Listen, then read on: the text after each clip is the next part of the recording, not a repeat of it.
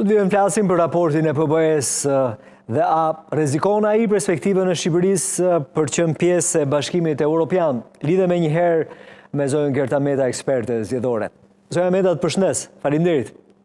Faleminderit Ilir për ftesën, kënaqësi. Gjithashtu, mund më japësh një opinion si të duket raporti? Ka diçka të re, ka diçka që na kërcënon në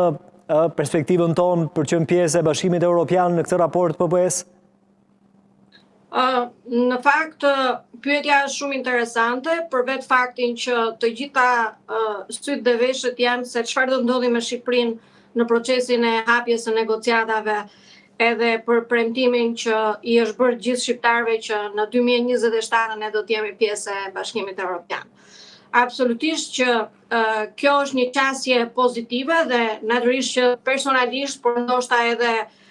si qytetare e Republikës së Shqipërisë, ajo që na pëlqen shumë është që patjetër ne duam që të jemi pjesë e strukturës dhe familjes europiane. Por gjithmonë vjen ky pori nga mbrapa që Bashkimi Evropian ka lënë disa detyra dhe disa opsione dhe rekomandime të cilat patjetër Shqipëria duhet të realizojë dhe mbi gjitha përgjegjësia i bie qeverisë shqiptare, e cila e ka nisur këtë proces dhe patjetër që duhet ta finalizojë me sukses. Unë mendoj që raporti ose raportimi i Partisë Popullore Europiane, PPE-s, në Parlamentin Evropian nuk është ndonjë surprizë, sepse ne kemi parë që është vazhdimsi dhe vijimsi e raportimeve dhe konstatimeve që ka bërë dhe raporti OSBE-ODIHR-it, por edhe Asambleja Parlamentare, delegacioni që ka qenë dhe kanë vëzhguar procesin zgjedhor në Shqipëri. Kështu që patjetër dhe ne si aktorë të shoqërisë civile që i kemi monitoruar nga afër proceset zgjedhore, kena unison me gjithë shqetësimet dhe problematikat që i kemi përmendur dhe i kemi dhënë dhe rekomandimet tona se çfarë duhet të ndodhi dhe si duhet ndryshojë dhe se sa zgjedhjet dhe standardi i zgjedhjeve në Shqipëri duhet të jetë me një qasje europiane tashmë. Dhe patjetër që është shumë mirë që ka zëra kritik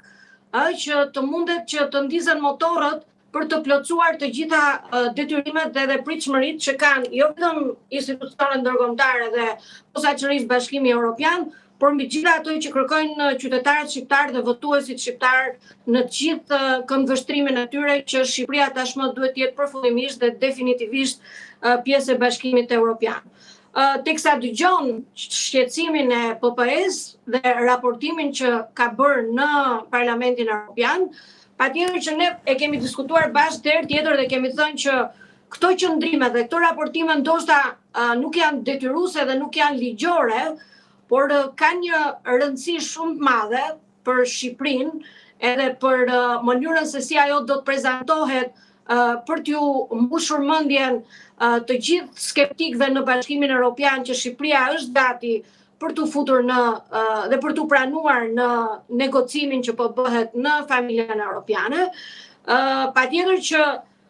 ne na vjen mirë që ka zëra të cilat përcjellin shqetësimet sepse Shqipëria shikohet si një shtet që është dhe pjesë e Ballkanit dhe kërkohet një lloj stabiliteti për të padur që edhe Ballkani meriton të jetë pjesë e Europës, edhe të përfaqësohet denjësisht duke u ratifikuar si një nga shtetet që do të jetë bashkëpunëtare në të gjitha qëndrimet që do të mbajnë shtetet, qoftë edhe skeptike, por edhe shtetet që janë pro Shqipërisë për të qenë pjesë e Bashkimit Evropian. Dhe kur e them këtë që nuk është një detyrim ligjor, por është një kompas politik, çka do të thotë që ka rëndësinë e vet në sensin që PPE-ja orienton edhe